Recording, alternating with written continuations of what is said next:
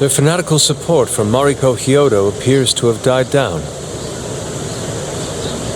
I'm glad they're back to their senses. What a drastic change. Just goes to show how powerful a monarch's influence can be. Hey, guess what? Hyodo-san's holding a press conference right now. Thank you all for taking your time to gather here today. Actually, there's something I've been meaning to share with everyone. As of today, I will be resigning from office. I do not intend to seek re-election either.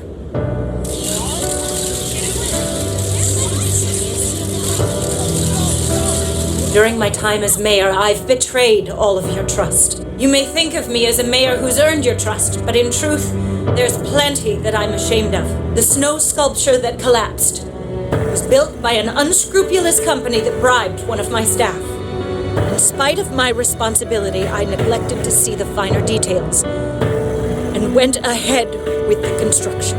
As a result, the sculpture ended up collapsing, and a girl's precious life was lost. Furthermore, I elected to cover up the truth, all so I could save my position. I've been garnering votes I didn't deserve in order to stay on as mayor. I betrayed everyone to protect myself and covered it up by allowing more wrongdoing. I am among the guilty. That little girl, she died because of me.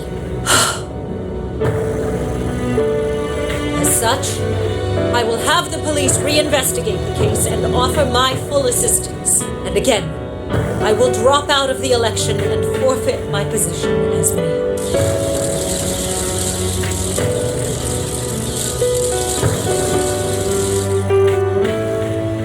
Seems that Hyodo-san's made up her mind. I wonder if she'll be arrested. Good question. Hyodo was afraid that if she wasn't the mayor, she couldn't protect her people. She could have told the truth and made her underling take the blame, but she was concerned about other evils potentially lurking in the shadows. I think this turned out for the best. Mari-san wouldn't have wanted to hide her mistake forever. Zenkichi is on the line. Hey, you guys see Hyodo's press conference?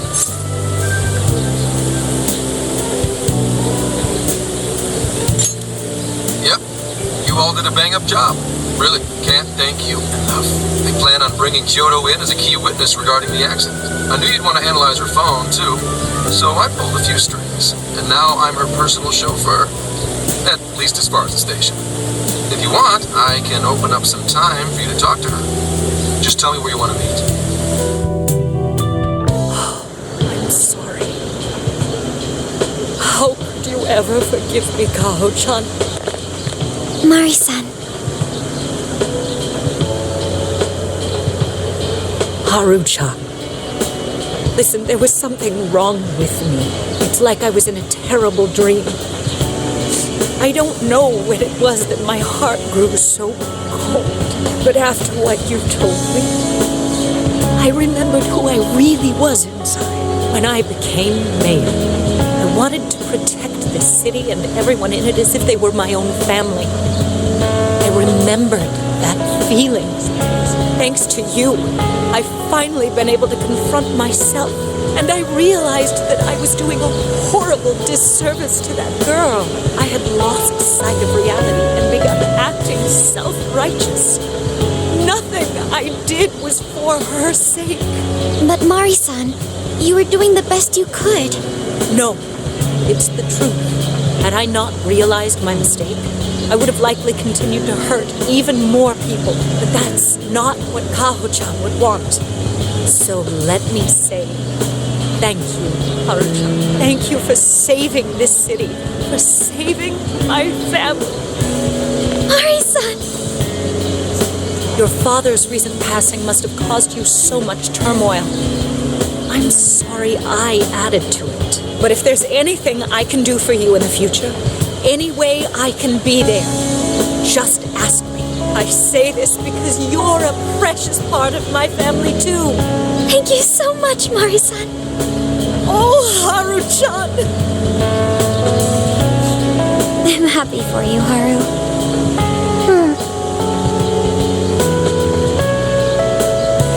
I suppose I must get going.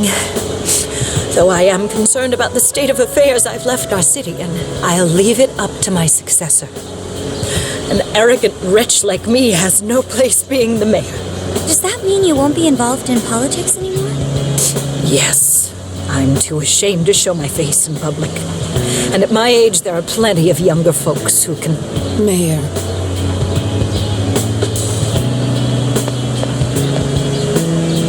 You're... I saw the news. So you're resigning. And you're leaving politics for good? That's right. I've promised to step down and never... You can't be serious! Resigning won't bring her back. In fact, it won't change a thing. Carl. Nothing can change what happened to my daughter. Hey, shouldn't we get in there? Hold that thought a moment. So you can't. You can't just run away.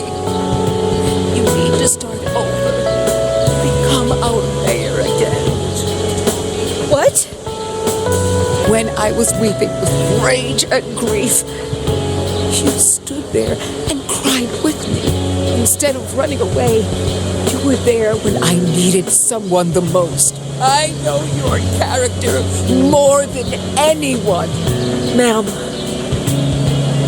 thank you for sharing your heart with me. Then I promise to both you and your daughter, I will stand back up and become your mayor again. Marisa! I don't get it. I know this is a sad moment. Everyone is crying, but it also feels warm and kind. How would you describe this?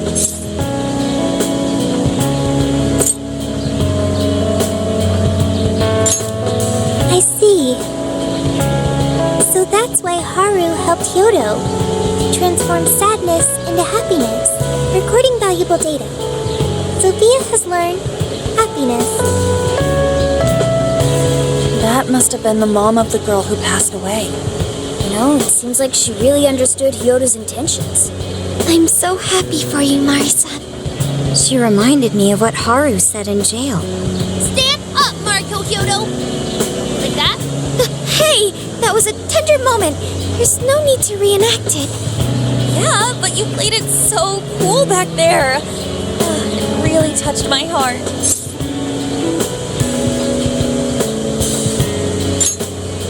Could you please forget it already? Indeed, truly moving. You did good, Haru. It really was touching.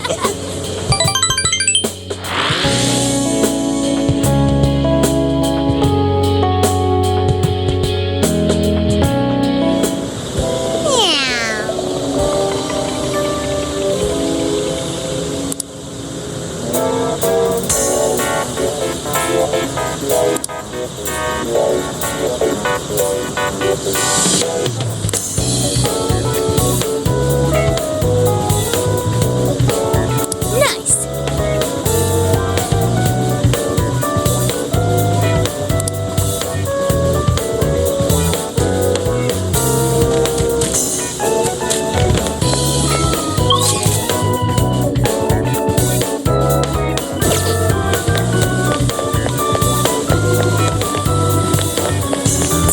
Heyo!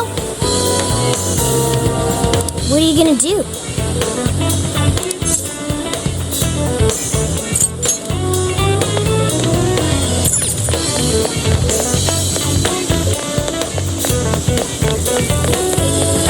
Hey! I could use your assistance. What are you gonna do?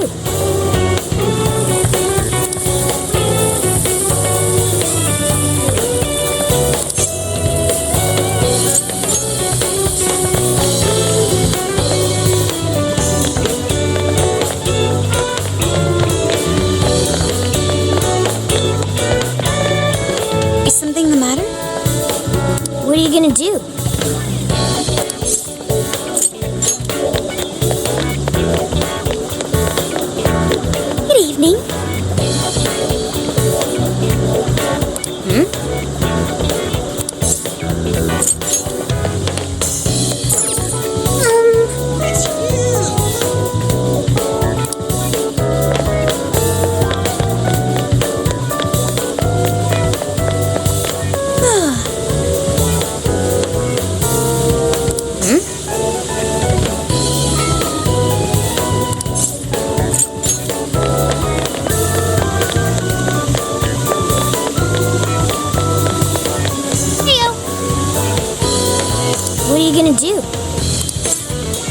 What?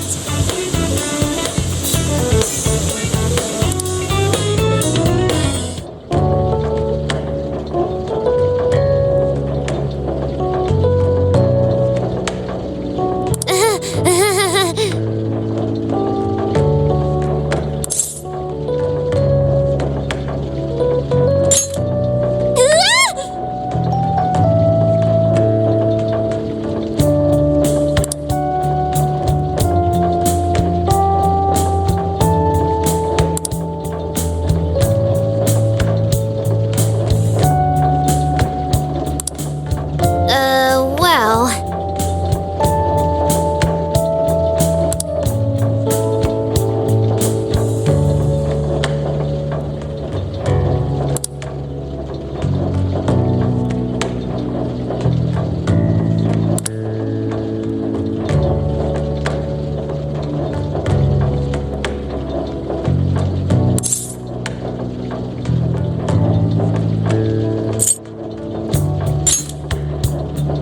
Yep.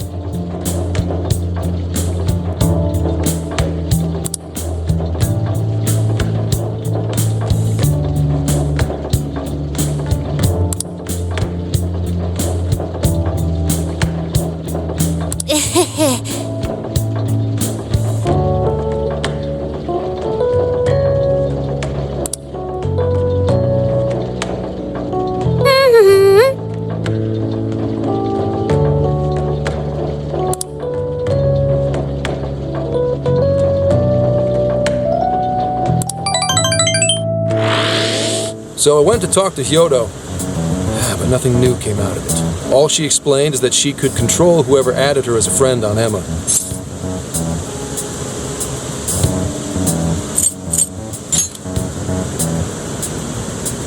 Not to worry, I have it with me.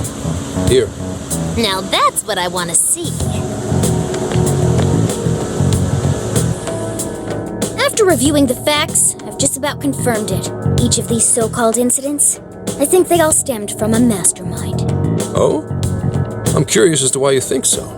Hyodo, Natsume, Alice, all three were changing people's hearts to do bad things. But deep down, none of them were truly evil. At the very least, they're not the same as the rulers who distorted reality for their own sakes and ended up spawning palaces. I'd been considering that as well. Before Natsume lost sight of his writing, he was diligently working toward his dreams. Alice, too. She was doing her very best to be a ray of light and hope for other people. Mari-san was also striving for the betterment of everyone in Sapporo. Right.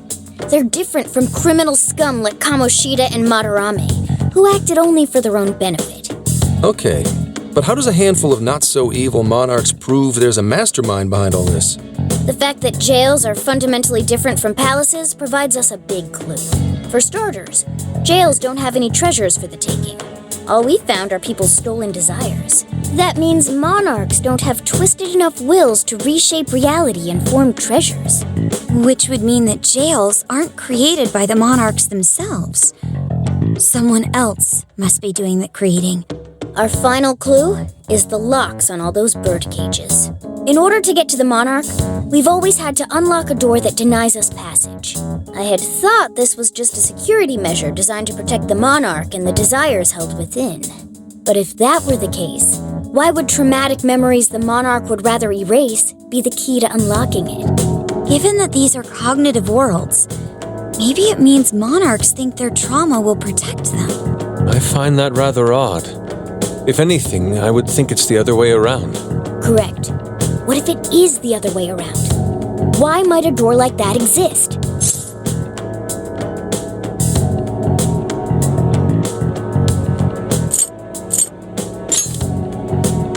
No, it's nastier than that. What if that door isn't to keep intruders out, but to trap monarchs in? You mean they're trapped? I thought the monarchs are the ones in charge. Think about it. What would happen if a monarch tried leaving their cage? They'd touch the door, and then hear the voices of their trauma? Exactly. They'll remember what made them so warped in the first place, and stick to their guns as a monarch. And thus, the cycle continues unbroken. The monarchs really are birds in a cage.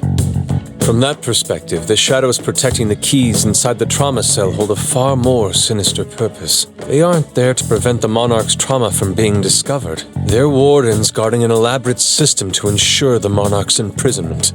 Let me get this straight. You're basically saying these monarchs are being manipulated, and by virtue of that, there's somebody doing the manipulating. How's Hyodo-san's smartphone looking? Nothing wrong with her phone or the Emma installed. But I did find traces of surveillance. Huh, I'll bet it's the same snooper we keep running into, though I'm lost as to who it might be. So this observer and our mastermind may just be one and the same. Anyone have any guesses? Our first suspect is Medice, the company in charge of Emma. Since you can't get into jails without Emma, I can't write it off as mere coincidence. Medice, huh? Too bad we can't just storm their headquarters. You mean the cops can't actually do that? Of course not. How could we even put out a warrant on them? By saying they go around turning people into monarchs? You have a call from Ichinose. Hi there! Sorry for the relative lapse in communication, but I did turn up some info that I thought you guys might like to know. So I've been looking into Emma all this time, and I still have yet to find any differences between her past and present versions. I mean, this is state-of-the-art tech. Not something just anybody could pry open and take a look inside. But then I took a peek at Emma's changelog, and that's where things got interesting. It seems Emma was transported to Okinawa at some point after I sold her to Medice.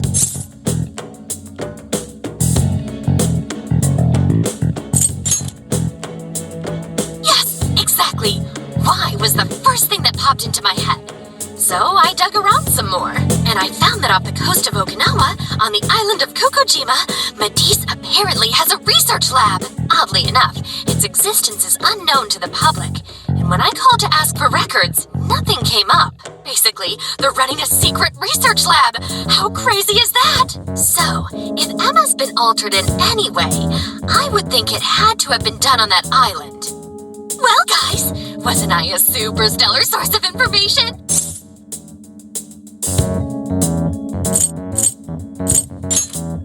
Ooh, is that praise I hear? You mean I did a good job? Woohoo! Go me! Well, guess it's bye for now, Phantom Thieves. Please regale me with tales of your adventure another time. So what did Ichinose-san say?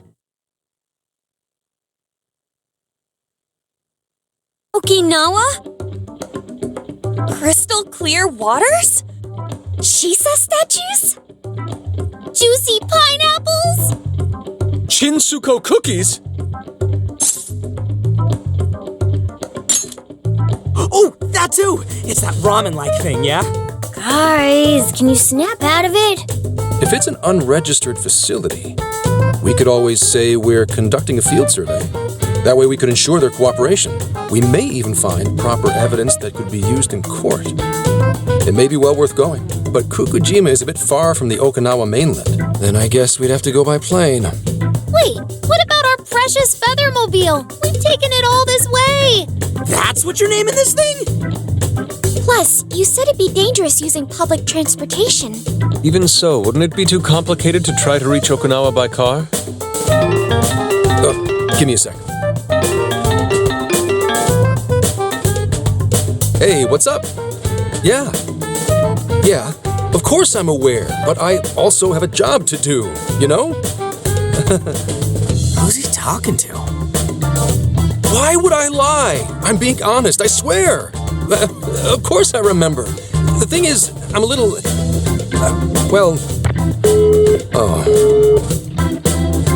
You got hung up on. Okay, guys. Plane's a no-go. We're driving. Huh? You mean we're going all the way to Okinawa by car? The thing is, I need to make a stop along the way. So we'll be heading to Kyoto first. Did you say Kyoto?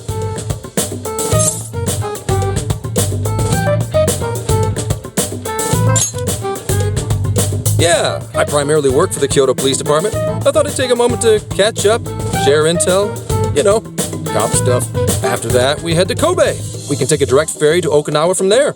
That ought to cut down on time. But that's still quite a distance, even to Kyoto. Not to worry. I'll do the driving.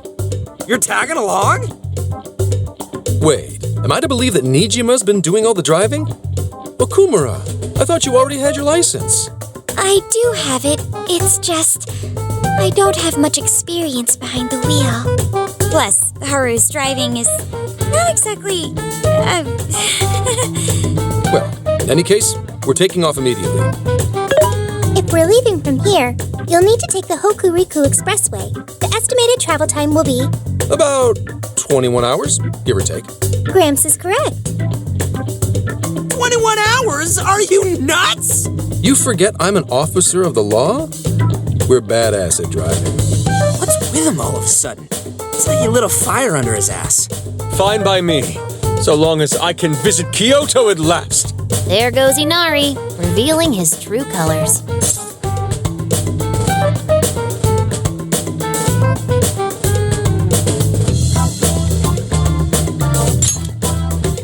All right then, let's hit the road. I'll get you rascals there in record time.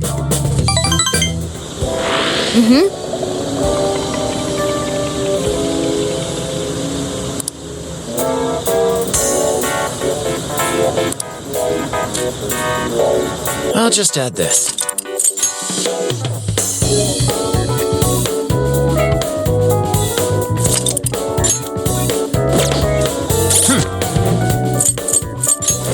Let's see.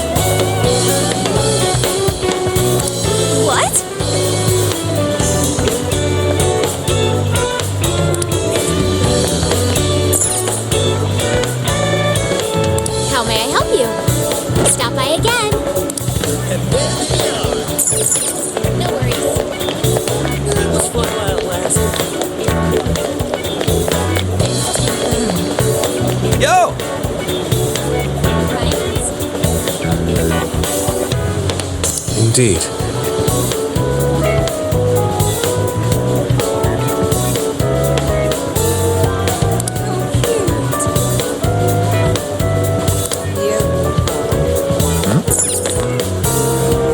What will it be today? That's what you like. Is that all you need? It's all yours. Come again. Do something about it.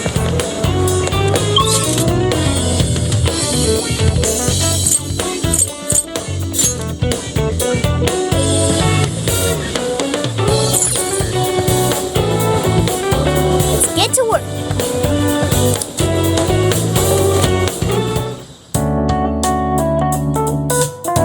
Now then.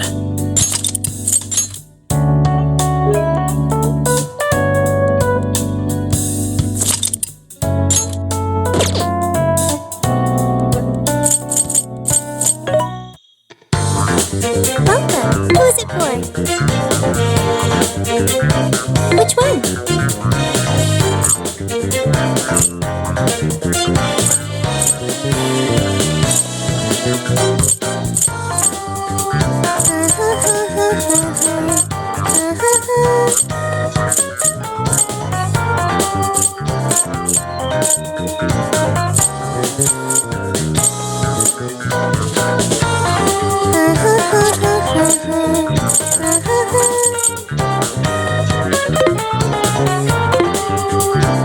Things are discounted right now.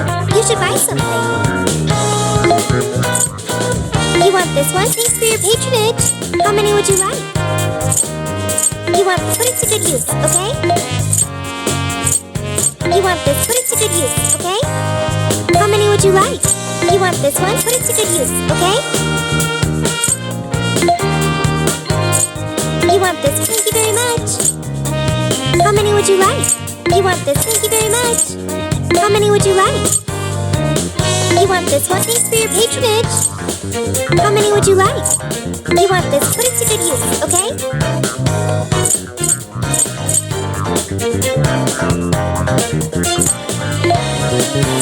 You want this? Thank you very much. How many would you like? You want this? Put it to good use, okay? You want this? Thank you very much. How many would you like?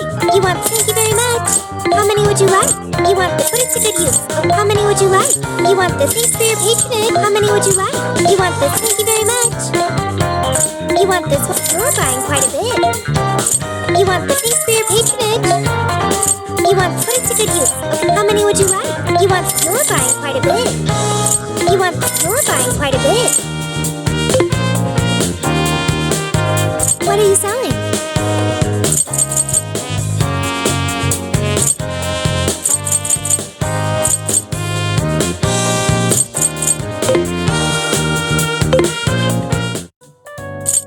This is the request. What are you gonna do?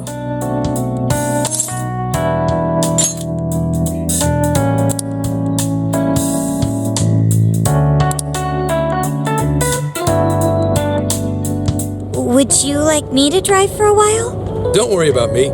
You just get some sleep. We've still got a long way to go. Are you sure?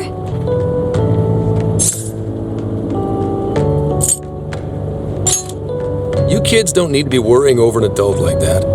This is nothing for me. To be fair, you are an excellent driver. The RV tends to shake a lot more when I'm behind the wheel. I may not look it, but I used to patrol in a squad car. Driving's second nature to me at this point.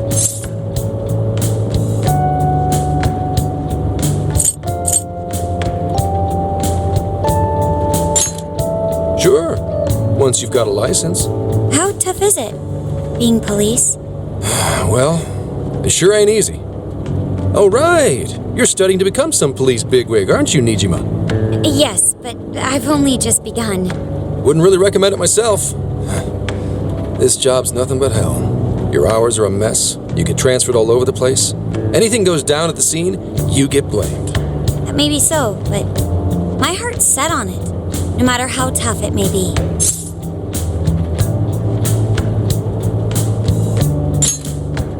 Thank you. Well, if your heart's set, then do what you gotta do. But as your future senior, I'll share this. The harder you work, the more you wind up putting the people in your life on the back burner.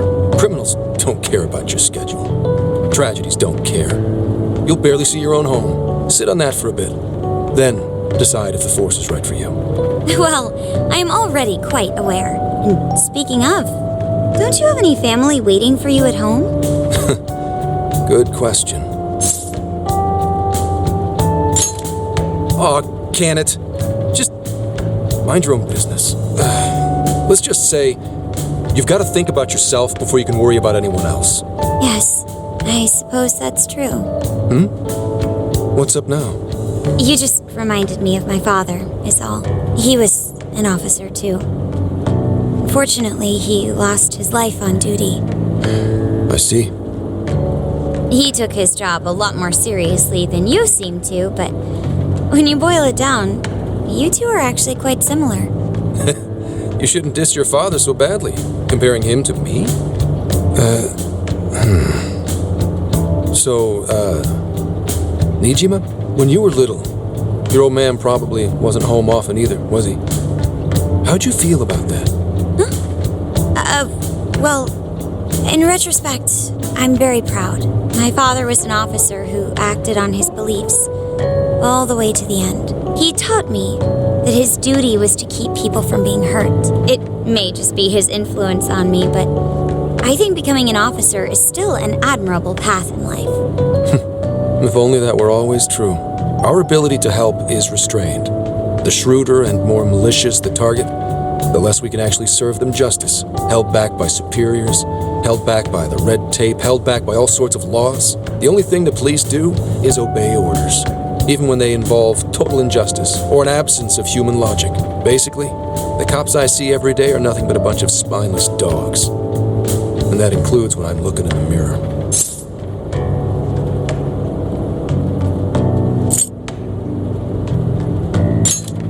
Sure, like Nijima's pops. But anyway, that wasn't what I was getting at. I meant, when you were still just a kid, how did you feel about your dad rarely being home, Nijima? Oh, when I was younger? I did understand that it was part of his job, but I do remember missing him still. But at least I always had my sister with me. I see. Sorry to bother you with all that. You guys had better get to sleep already. If we run into trouble while you're all too tired, I'm the one who'll be in real deep shit.